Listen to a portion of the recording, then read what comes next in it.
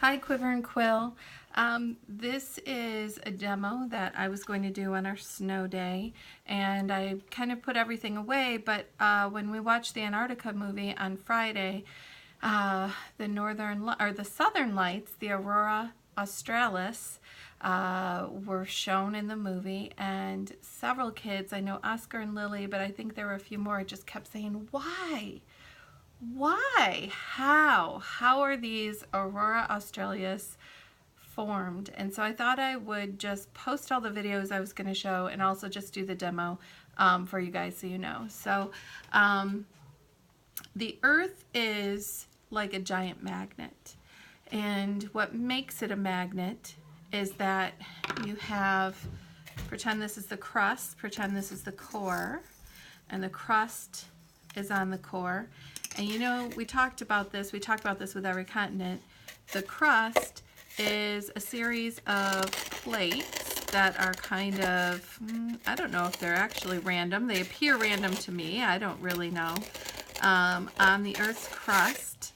And we know that these plates are moving around. Some are butting into each other and creating mountains like the Himalayas that we're going to talk about in Asia.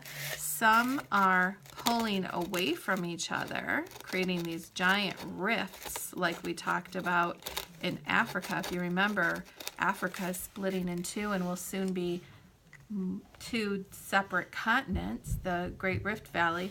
So we have these plates in the crust, and what they are floating on and move on is a bunch of, first I need to tell you though that the crust and these plates are made up of rock, and inside of that rock is a bunch of metal. So this metal laden rock is floating and moving around in the crust, and what it's moving on is not shaving cream, although this is just a simulation.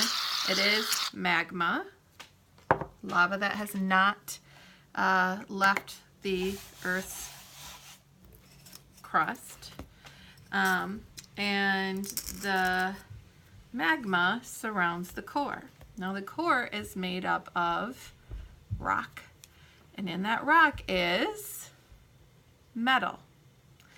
So here's a bunch of metal, here's a bunch of metal, and they are floating and gliding around each other.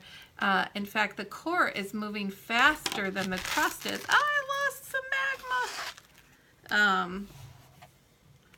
The core is actually moving faster than the crust. Whoops, I'm not showing you. And this movement creates magnetism.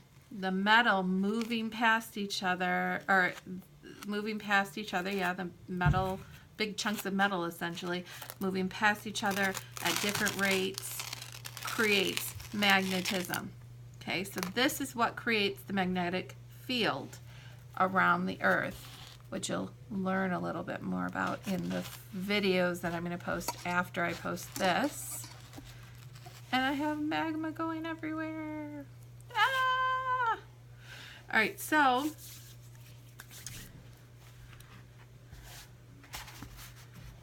it's a giant magnet. And I don't know how much you guys have studied about magnets, but magnets, if this is kind of a bar magnet,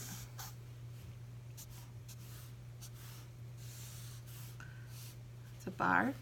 Magnets have a north pole and a south pole, much like our Earth, okay? And the magnetic field of a magnet goes like this, from pole to pole. And the magnetic field on the Earth goes like this, from pole to pole. And so it has these invisible magnetic forces. If this is the North Pole and this is the South Pole, the magnetic forces are kind of weaker right here in the North Pole and the South Pole, which Jen Slott can certainly correct me if the proper term is weaker or not. But there seems to be almost like a gap or hole in the magnetic field at the North Pole and the South Pole. So that's important information as you look at the videos. And if you have any questions, go ahead and message them below this comment. Just reply to this video. I don't know if I have the answer, but I'll try to find it if I don't. So hope this made sense.